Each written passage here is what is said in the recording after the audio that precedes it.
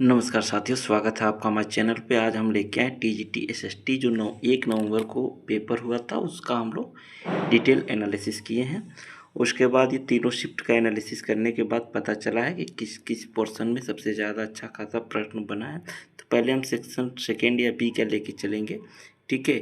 इस पे हम लोग चर्चा करेंगे। सेक्शन बी में क्या था कि पॉलिटी का सबसे ज़्यादा इस बार एग्ज़ाम में देखने को सबसे ज़्यादा वेटेज अगर देखा जाए तो पॉलिटी का आया, और पॉलिटी में खासकर एनसीईआरटी से पूरा का पूरा उठाया है, ठीक है। तो आप लोग 9-10 एनसीईआरटी पूरा ख़त्म करनी पड़ेगी। 9 और 10 के एनसीईआरटी को जितना जल्दी से जल्दी हो सके, जिसका आने वाले समय में एग्ज़ाम है, पूरा का पूरा ख़त्म कर दे, दोहरा दे तेज़ी से, ठीक है। आप उसमें देखिए कारण क्या है कि सबसे ज़्यादा हर कोई कह रहा था कि प्रश्न बन रहा है आपका पॉलिटी में लोकतंत्र से। तो देखिए ये कक्षा 9 का मैंने वो उठा लिया है, इसका विषय सूची। कक्षा 9 में देखिए लोकतंत्र क्या है, लोकतंत्र क्यों है, फिर ये संविधान निर्माण से भी प्रश्न बन रहे हैं, चुनावी राजनीति से भी प्रश्न बन रहे हैं। उसके बाद ये लोकतांत्रिक अधिकार, यहाँ से भी प्रश्न बन रहे हैं, ठीक है। ये कक्षा 9 में है। उसके बाद हमारा कक्षा 10 में देखेंगे तो देखिए यहाँ से दे रहा है, सबसे ज़्यादा यहाँ से प्रश्न उठा रहा है संघवाद से, फिर जाति धर्म और लैंगिक मसले। उसके बाद आपका आ जाए यहाँ से राजनीतिक दल और लोकतंत्र का परिणाम। तो सबसे ज़्यादा 2 टॉपिक है, लोकतंत्र के परिणाम और संघवाद, ठीक है। उसके बाद संविधान सभा के बारे में देखिए कक्षा 9 में ही दे रखा है, तो वहाँ से भी प्रश्न बार बार बन रहे हैं। जैसे संविधान निर्माण में क्या संविधान सभा का अस्थाई अस्थाई, उसके बाद जो आपके आज़ादी से पहले जब संविधान की रचना हो रही थी तो कौन कौन अंतरिम सरकार में थे, कौन कौन सी समिति बनी थी, तो ये सारी चीज़ें आप एक नज़र में देख लीजिएगा। संविधान में कहाँ से क्या लिया गया है, इस चीज़ को ध्यान में रख के देख लीजिए। और सबसे महत्वपूर्ण टॉपिक 2-3 चीज़ें, पॉलिटी में आपको सुप्रीम कोर्ट पढ़ना ज़रूरी है। पॉलिटी में आपको सुप्रीम कोर्ट पढ़ना ज़रूरी है, निर्वाचन पढ़ना ज़रूरी है, ठीक है। निर्वाचन निर्वाचन आप ज़रूर पढ़िएगा। उसके बाद इसको आपको सुप्रीम कोर्ट, निर्वाचन, निर्वाचन के बाद आपका रह जाएगा संविधान निर्माण में आपका, हाँ, किस देश से कौन सा लिया गया है स्रोत। इस चीज़ ये 3 टॉपिक आपको 100% पढ़ना पड़ेगा, ठीक है। यहाँ से प्रश्न बनना ही बनना है और बन रहा है फर्स्ट सेकेंड थर्ड मीटिंग को देखते हुए। उसके बाद चलिए पॉलिटी वाला हिस्सा तो यहाँ से ख़त्म हो गया आपका, एनसीईआरटी और 2-3 जो टॉपिक बता दिए हम भाई, ठीक है। जैसे में सुप्रीम कोर्ट, राष्ट्रपति और कार्यपालिका न्यायपालिका, उसके बाद संविधान का कहाँ से कौन सा स्रोत लिया गया है। फिर हिस्ट्री में देखिए, हिस्ट्री में इस बार वर्ल्ड हिस्ट्री का अगर 10 क्वेश्चन 12 क्वेश्चन है तो उससे ज़्यादा कहीं आपके इंडियन हिस्ट्री के बारे में पूछ रखा। और इंडियन हिस्ट्री में सबसे ज़्यादा आपको कांग्रेस पढ़ना होगा और 1857 की क्रांति।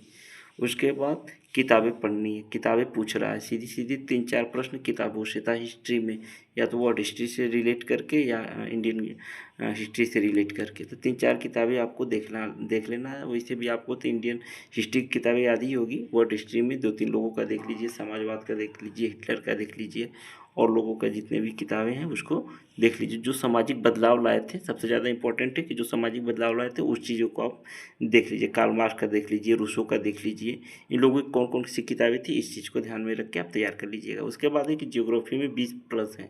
देखिए वो क्या रहा है, 25 कम नहीं रह रहा, 25 से ज़्यादा ही रह रहा है पॉलिटी।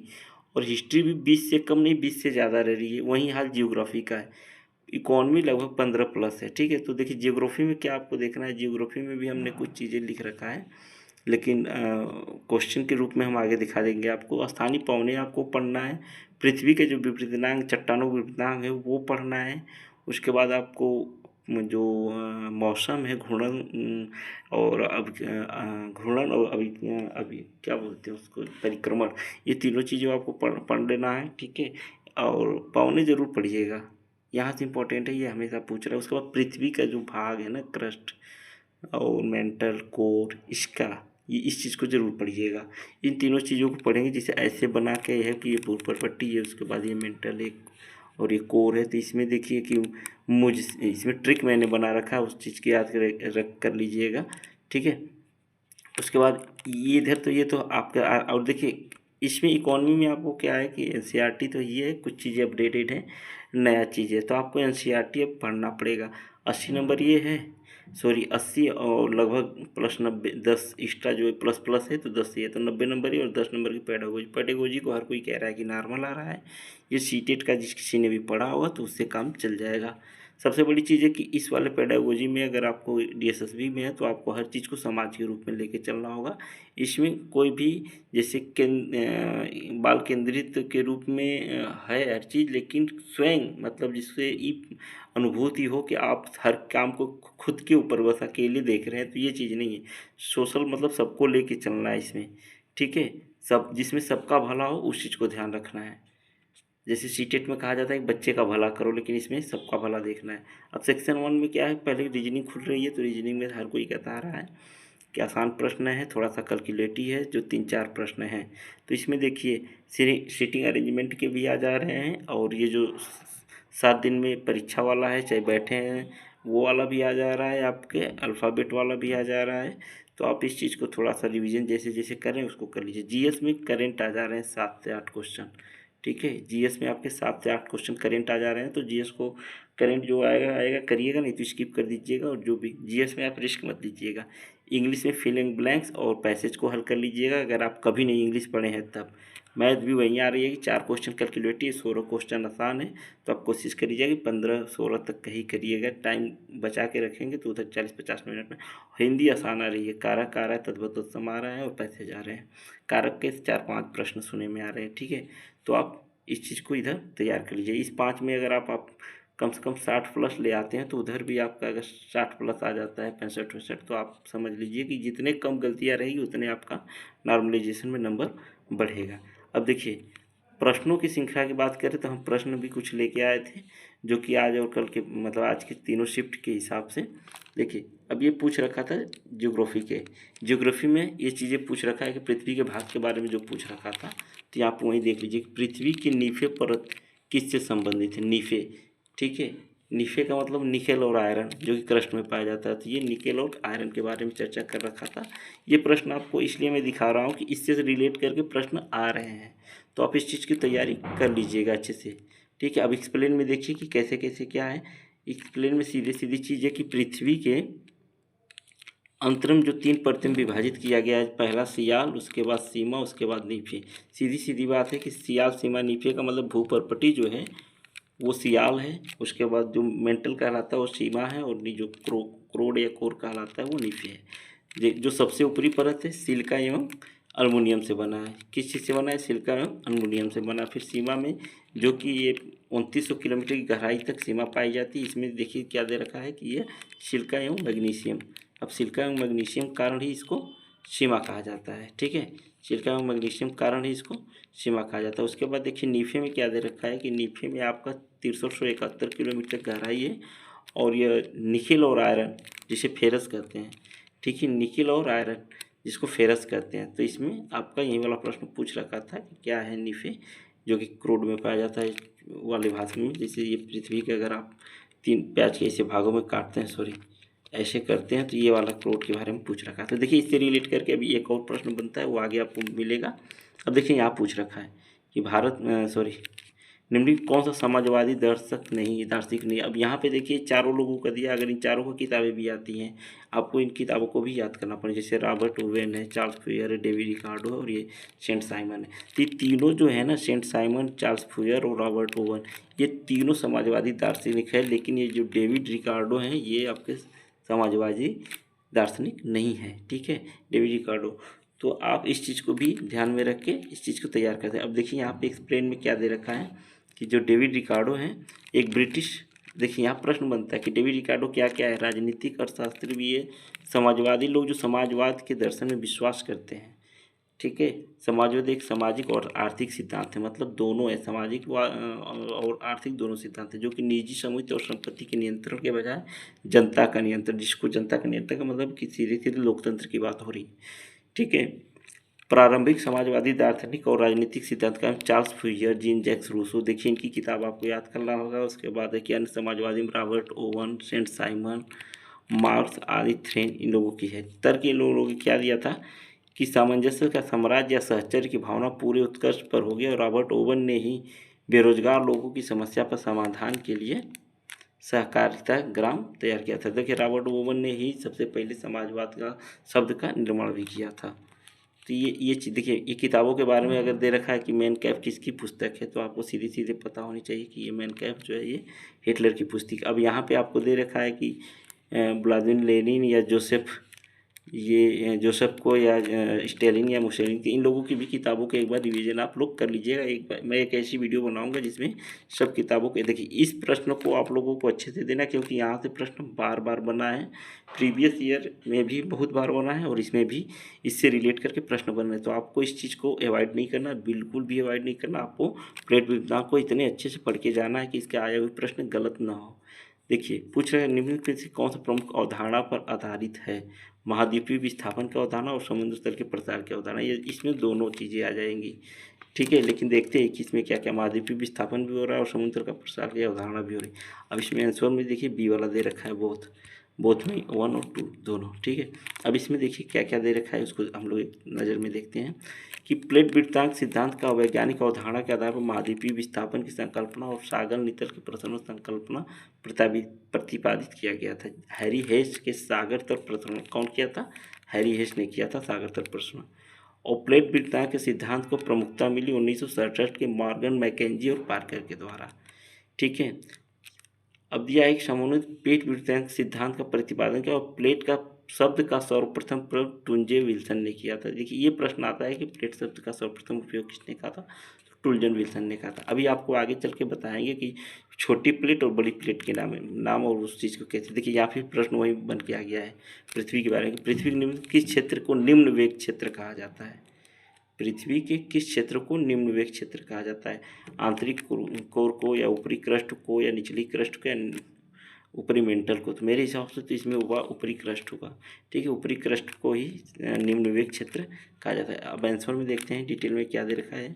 सॉरी, ऊपरी मेंटल को दे रखा है। ऊपरी मेंटल कारण क्या है, यहाँ पे मैंने इस चीज़ को एनालिसिस नहीं किया था, थोड़ा सा तो कन्फ्यूज हो गए थे।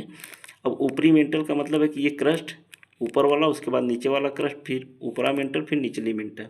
तो ये वाले हिस्से को ये जैसे पूछ रहा है पृथ्वी के जिस हिसाब से। तो ऊपरी मेंटल में होता क्या है कि देखिए इसमें एक्सप्लेन में क्या दे रखा है कि मेंटल में 100 से 200 किलोमीटर की गहराई में भूकंपीय लहरों की गति मंद पड़ जाती है, और जिस निम्न गति की मंडल को इसी वजह से इसे निम्न गति मंडल कहा जाता है। और यह दुर्बलता मंडल मतलब दुर्बलता मंडल भी कहा जाता है। ऊपरी मेंटल देखिए जिससे जिससे ऊपर का हिस्सा होता है ना, जिससे कि ये पृथ्वी है, यहाँ क्षोभ मंडल, यहाँ संताप मंडल, आयन मंडल है, वैसे ही पृथ्वी के अंदर भी ये चीज़ें दे रखा है, ठीक है। तो इस चीज़ को आप लोग थोड़ा सा ध्यान में रख के, ये वाला जो है दुर्बलता मंडल, ये प्रश्न बार बार कहीं ना कहीं घुमा से पूछता है। स्ट्रेटोस्फीयर करके भी इसको कर लिया जाता है। ऊपरी मेंटल और निचली मेंटल की क्रस्ट को मोह संबद्धता द्वारा विभाजित किया जाता है। इसी में हमने कह रहा था कि एक कोनार्ड होता है, जैसे इसका मैंने ट्रिक बनाया था कि मुझसे कोई, ठीक है, मुझसे कोई, तो मोह वाला हो जाएगा आपका मुझसे, फिर कोई कोनार्ड वाला हो जाता है, कोई रोटी मतलब मुझसे कोई रोटी गुड़ लो, ठीक है, लो से लोमैन हो जाता है, गुड़ से गुटनबर्ग हो जाता है, रोटी से आपका, ठीक है, मोह से मोह समझा हो जाता है। तो इस चीज़ को थोड़ा सा मैं एक्सप्लेन करके आपको दिखा दूंगा आगे चल के। उसके बाद हमारा देखिए स्थानीय पौने, इस चीज़ से प्रश्न बार बार हर किसी ने एनालिसिस किया, हर किसी ने पूछा, तो इस प्रश्न के बारे में भी चर्चा हो रही है। सबसे ज़्यादा पूछे जाने वाला प्रश्न स्थानीय पौने से संबंधित है। अब स्थानीय पौनों में आपको निम्नलिखित कौन सा युग्म सही है पूछ रखा है? संतायना, ये जापान का नहीं, फिलीपींस का है, चिनूक अमेरिका की सही है, और फ्रांस स्विट्जरलैंड। इसमें से जहाँ तक मेरा अनुमान है कि 2-3 ऑप्शन में है कि नहीं, 2-3 होना चाहिए, बी वाला, ठीक है। अब इसमें अब आप लोग देखिए कौन सा है। अगर बी, देखिए बी ही सही है। अब देखिए बी में यहाँ पे क्या है कि सांता आना और कैलिफोर्निया, चिनूक संयुक्त राज्य अमेरिका और रॉकी के पूर्व में है, और फ्रांस, देखिए ये जलवायु हवाएं हैं और ये स्थानीय हवाओं में अंतर है। स्थानीय हवाएं जो होती है हमेशा चलती रहती है। तो इस चीज़ को पूछा है, सांता आना कैलिफोर्निया, चिनूक संयुक्त राज्य अमेरिका में चलता है, और फ्रांस स्विट्जरलैंड। देखिए और चीज़ें इसमें हैं, आपको ये पूरा का पूरा याद कर लेना होगा, क्योंकि यहाँ से प्रश्न इतने में से एक प्रश्न आपको 101% गारंटी है कि देखने को मिलेगा। तो आप इस चीज़ को अवॉइड बिल्कुल मत कीजिए। जैसे खमसीन, मिस्र की उत्तरी भाग को में ये खमसीन हवाएं बहती, फिर खरमट्टन सहारा मरुस्थलीय क्षेत्र में, फिर डॉक्टर विंड गिनी तट पे, नॉर्वेस्टर्न न्यूजीलैंड, मिस्ट्रल फ्रेंच एवं रोन घाटी में, नार्दर संयुक्त राज्य अमेरिका में, और लेवेटर स्पेन में, और नोवाडास इक्वाडोर दक्षिण अमेरिका में। इसमें से आपको इस चीज़ को इम्पोर्टेंट के रूप में इसको लेके चलिएगा। यहाँ से प्रश्न 100% बनेगा, तो आप लोग को अवॉइड मत करिएगा, ठीक है। इसलिए मैं वही प्रश्न लेके इसमें आया हूँ जो प्रश्न लग रहा है कि आगे पूछा जा रहा है। जैसे इसमें देखिए प्रश्न दे रखा है कि संघीय व्यवस्था के संदर्भ में। देखिए संघीय व्यवस्था के बारे में हर किसी ने चर्चा किया कि बार बार प्रश्न आ रहा है संघीय व्यवस्था का और लोकतंत्र का। तो यहाँ से अब पॉलिटी के प्रश्न आएंगे संघीय लोकतंत्र व्यवस्था और लोकतंत्र पर आधारित। संघीय व्यवस्था के संबंध में कौन सा कथन सही नहीं है, देखिए इस चीज़ को आप लोग एकदम ध्यान रखिएगा कि कौन सा कथन सही नहीं है, ठीक है। अब सही नहीं पर नहीं वाले पे देखिए कि शक्ति का मुख्य अधिकार केंद्र सरकार के पास होता है, सही बात है। संघीय मतलब अपने देश की बात, सीधी सीधी सोचना कि अपने देश के बारे में बात हो रही है, क्योंकि हमारा देश भी संघीय व्यवस्था और संघीय व्यवस्था कनाडा से लिया गया था भारत में। तो ये केंद्र सरकार के पास होती है बिल्कुल से। शक्ति का स्वरूप अस्थायी होता है, ये भी संगठक इकाइयों को अपनी शक्ति परिभाषित शक्ति होती है, शक्ति घटक इकाइयों में निहित होती है। अब इसमें से देखिए, इसमें से हम लोगों का सीधे सीधे दे रखा है कि शक्ति मुख्य अधिकार केंद्र बिंदु सरकार के भी पास होती है और राज्य के भी पास होती है। शक्ति का स्वरूप अस्थायी होती है, अस्थायी नहीं अस्थायी में भी होता है। देखिए इस दोनों में से अब देखिए इस प्लेन में एक ही चीज़ दे रखा है जो मुख्य आधार मैंने बताया था।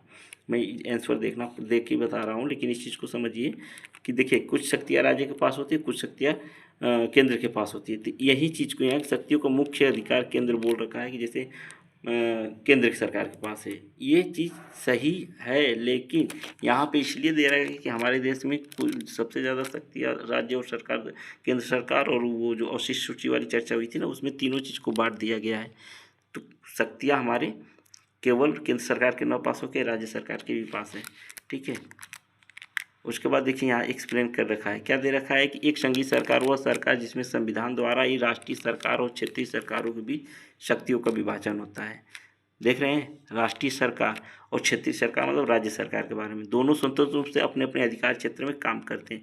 एक लिखित संविधान केंद्र और राज्य दोनों सरकारों की संरचना, संगठन और शक्तियों और कार्यों को निर्दिष्ट करता रहता है। इसीलिए इन सीमाओं को निर्धारित करता है और भीतर उन्हें काम करना चाहिए, ठीक है। एक लिमिट देता है कि इसके अंदर राज्य सरकार को अपना काम करना चाहिए। उसके बाद एक संघीय व्यवस्था का लक्ष्य है कि क्षेत्रीय विविधता को समायोजित करते हुए राष्ट्र की एकता को बनाए रखना, ठीक है। तो आपको समझ में आ गया होगा कि राज्य का अलग कानून और शक्तियाँ और केंद्र की अलग शक्तियाँ होती हैं, लेकिन मेन चीज़ होता है कि संघीय व्यवस्था का लक्ष्य है कि क्षेत्रीय विविधता को समायोजित करके राष्ट्रीय एकता को बनाए रखना अनिवार्य है।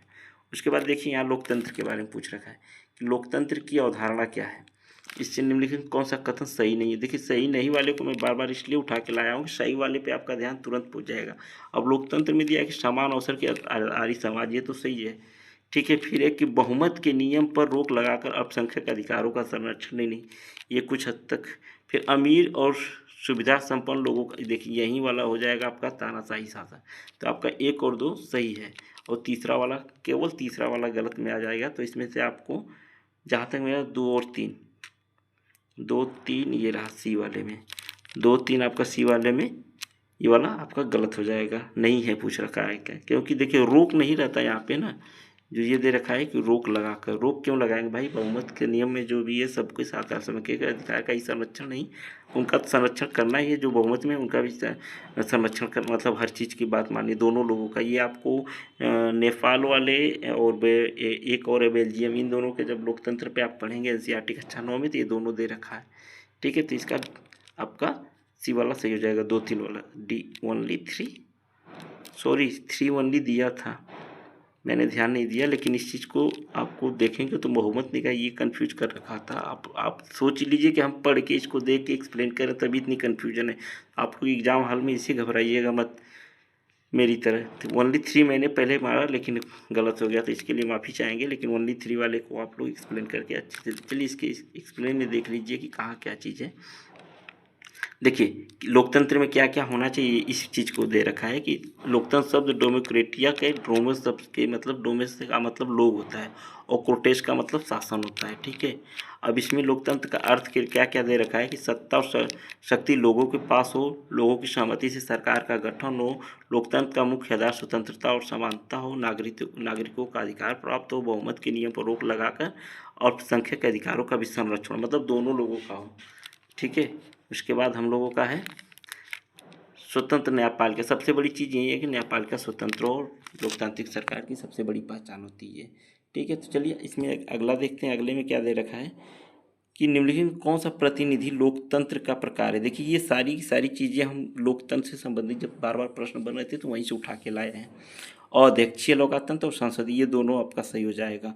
इसमें बोथ वाला सही हो जाएगा, क्योंकि अध्यक्षीय लोकतंत्र भी और संसदीय लोकतंत्र भी हमारे देश में दोनों है। ठीक है, तो बी वाला इसका आपका सही हो जाएगा। चलिए एक्सप्लेन में थोड़ा सा देख लेते हैं क्या दे रखा है।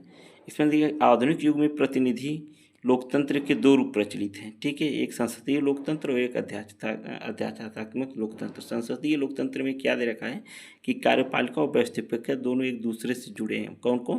कार्यपालिका और व्यवस्थापिका। लेकिन जबकि अध्याचात्मक लोकतंत्र में क्या होता है कि कार्यपालिका और व्यवस्थापिका अलग अलग होती हैं। तो ये दोनों चीज़ आप समझ लीजिएगा कि संसदीय में एक होता है और अध्याचात्मक में अलग अलग होता है। ठीक है, अभी 18 देखिए 1857 के अभी कम से कम 4 प्रश्न बचे हैं। 4 प्रश्न कंप्लीट करा कर ही हम वो करेंगे, बंद करेंगे। देखिए 1857 की भी क्रांति के बारे में आपसे बोले, कांग्रेस के बारे में भी बोले, लेकिन ऐसे ऐसे करके एक्सप्लेन आपको आगे दिखाते रहेंगे। भारत में 1857 के विद्रोह में निम्नलिखित में से कौन सा कथन सही है? इसकी विफलता के कारण भारतीयों की फूट थी। सही बात है कि भारतीय सिर्फ पर्सनल मैटर के लिए लड़ाई करते थे और वो अपने लिए ही लड़ाई लड़े थे, एकता नहीं थी। पहली चीज़, क्योंकि आधा से अधिक लोग तो अंग्रेजों का ही सपोर्ट कर दिए थे। फिर 1857 क्रांति में भारत में ईस्ट इंडिया कंपनी का शासन का अंत कर दिया। ये वाला ऑप्शन भी बेस्ट है, क्योंकि कंपनी का अंत किया था। ईस्ट इंडिया वहाँ के जो ब्रिटेन शासन था उसका अंत नहीं किया था। तो 1857 में भाई कंपनी का ख़त्म करके शासन वहाँ के राज्य का हो गया था, ब्रिटेन का हो गया था। तो ठीक है, इसमें 1 और 2 दोनों सही हमारा हो जाएगा। सी वाला ऑप्शन हम लोगों का सही हो जाएगा। चलिए देखते हैं, यहाँ पे देखिए इससे भी प्रश्न हमेशा ज्योग्राफी से ही है अब बन रहा है कि मानचित्र में समुद्र तल से समान ताप, देखिए ये चीज़ मेन इंपॉर्टेंट है। समान ताप वाले स्थानों को मिलाने वाली खींची गई रेखा को क्या कहते हैं? तापमान का मतलब थर्म होता है। ठीक है, सीधे सीधे समझ लीजिएगा, थर्म और थर्मा मतलब तापमान। तो ये आपका आइसोथर्म हो जाएगा। देखिए आइसोटीम, आइसोटेक और आइसोप्लट, इस चीज़ को आप तैयार करके रखिएगा। प्रश्न यहाँ से एक देखने को आपको मिलेगा। एक प्रश्न देखिए चट्टानों से आ रहे हैं बार बार, तो इस चट्टानों में आपको सबसे ज़्यादा अग्नेय चट्टान के बारे में आप पढ़ लीजिएगा। और अग्नेय चट्टान का ही ये सारे भाग है, लेपोलिथ और लेकोलिथ। तो इस चीज़ को भी आप एक्सप्लेन में करके ध्यान से देख लीजिए। देख रखा है कि लेपोलिथ चट्टान का आकार कैसा होता है? तो ये कटोरे के आकार का होता है, सीधी सीधी बात। अवसादी चट्टानों में एक लावा जमा कर तस्तरी नुमा कटोरा आकार ग्रहण कर लेता है, जो कि उस आकृति को लेपोलिथ कहा जाता है। ठीक है, लेपोलिथ कहा जाता है। जबकि यह दक्षिण अफ्रीका में मिलते हैं, दक्षिण अमेरिका में मिलते हैं। फैकोलिथ जो है भूमि के अंदर ही लहरदार जमाव से फैकोलिथ होता है। और लोकोलिथ छत्रशिला छाया की गुंबदकार आवाज़ में परतों में बीच गर्म में लावा में भर जाने से बनते हैं। देखिए आप लावा के बारे में या चाहे ज्वालामुखी के बारे में दे रहेंगे तो ये अवसादी चट्टान यहाँ दे रखा है। ये थोड़ा सा यहाँ मुझे क्या सब क्लियर समझिए कि अग्नि चट्टान से संबंधित है, लेकिन यहाँ अवसादी चट्टान दे रखा है। ठीक है, क्योंकि ये जितने भी ज्वालामुखी से बने हैं चट्टान, वो सब के सब अग्नि चट्टान में जाते हैं। तो यहाँ पे इस चीज़ को आप 3 तरह से याद कर लीजिएगा कि अगर कटोरा नुमा या तस्तरा नुमा है तो आपका आ जाएगा लेपोलिथ। और अगर ये फैकोलिथ जो भूमि के लहरदार जमाव अगर है और सीधा सीधा है तो ये आपका फैकोलिथ। और अगर ये ही गुंबदकार आकार है तो ये आपका लेकोलिथ हो जाएगा। उसके बाद देखिए यही चीज़ कह रहे थे कि इस चीज़ को आप याद करिएगा। यहाँ से प्रश्न 100% देखिए ये पृथ्वी के ही दोनों भाग हैं। अब ये अंतिम प्रश्न था, इस चीज़ को आप लोग बता दीजिए कि नेपाल में पंचायत प्रणाली का स्थापित किसने किया था। इसका आंसर आप लोग कमेंट में देंगे। ये आसान प्रश्न है, नेपाल के बारे में हमेशा पूछा है, इस बार भी पूछेगा, चाहे आगे चल के पूछे चाहे कल वाले शिफ्ट में पूछे। तो इस चीज़ को आप तैयार कर लीजिएगा। उसके बाद ये वाला प्रश्न को आप लोग देख लीजिए। इस चीज़ को ही मैं एक्सप्लेन कर रहा था कि पृथ्वी के आंतरिक भाग में आस्तंत, जो आस्तंत्य पृथ्वी का क्षेत्र है उसको, मतलब जो ये अंदर वाला क्षेत्र है वो परपट्टी, मेंटल और कोर वाले, और इस बीच में के भाग को क्या क्या कहते हैं, इसी चीज़ को ये पूछ रखा है। ठीक है, रेपिटी हस्तांतर ऊपरी और निचला मेंटल, मोह हस्तांतर ऊपरी और निचली मेंटल, या गुटनबर्ग बाहरी और आंतरिक कोट। तो ये बाहरी और आंतरिक कोट को गुटन गुड लो, यही चीज़ें हैं। ठीक है, ट्रिक में आपको कल ट्रिक के साथ करा दूंगा। यहाँ पे एक्सप्लेन आप लोग देख लीजिए कि क्या है कि रेपिटी असमर्थता और ऊपरी मेंटल और निचली मेंटल को अलग करता है। कॉनराड असमर्थता ऊपरी क्रस्ट और निचले क्रस्ट को अलग करता है। तो ठीक है, इस चीज़ को आप याद रखिएगा। रेपटी जो है मेंटल को अलग करता है, कॉनराड जो है क्रस्ट, और मोह समर्थता निचली क्रस्ट और ऊपरी मेंटल को, गुटनबर्ग जो है निचली मेंटल और ऊपरी बाह्य कोट को अलग करता है। और सबसे जरूरी चीज़ लेहमन जो है बाह्य क्रोड और आंतरिक कोड के साथ है। तो सबसे ज़रूरी चीज़ है कि इसमें आप 2 चीज़ याद करिएगा। पहला ऊपरी मेंटल और निचली मेंटल रेपटी, ठीक है, रोटी 2 ऊपरी मेंटल और निचली मेंटल। उसके बाद कोनराड कोई, कोनराड में एक ऊपरी क्रस्ट और निचली क्रस्ट। तो पहले है कि कोई मुझे, मुझे में आपका मोहो हो जाएगा, ठीक है, मोहो निचली क्रस्ट और ऊपरी मेंटल। कोई मुझे रोटी, रोटी वाले में रेपटी वाला हो जा रहा है। उसके बाद गुड़, गुटनबर्ग अपसंदता निचली मेंटल और बाह्य क्रोड को है। उसके बाद गुड़ ला के 2 लेमन असंगतता है, ठीक है, या चाहे लो चाहे 2 हो जा रहा है। तो बाह्य क्रोड और आंतरिक क्रोड, इसमें डी वाला ऑप्शन आपका सही हो जाएगा। इस चीज़ को ध्यान में रखिए, केवल एक यहाँ पे सही था। देखिए आज का बस इतना ही है, लेकिन एक्सप्लेन ऐसे ही करेगा, ऐसे ही प्रश्न ढूंढ ढूंढ के लेके आते रहेंगे। अगर वीडियो अच्छी लगेगा तो लाइक शेयर कमेंट जरूर करिएगा। वीडियो थोड़ी सी लंबी हो गई, लेकिन एक्सप्लेन और जैसा मुझे मिला आइडिया सेम उसी बेस पे ये प्रश्न भी है और वैसा ही ढूंढ ढूंढ के लाए हैं। आप लोग करंट अगर देखना होगा तो 1 आध 1.5 घंटे का करंट किसी भी चैनल पर जाके देख लीजिएगा, 7-8 क्वेश्चन बन रहे हैं। थैंक यू साथियों।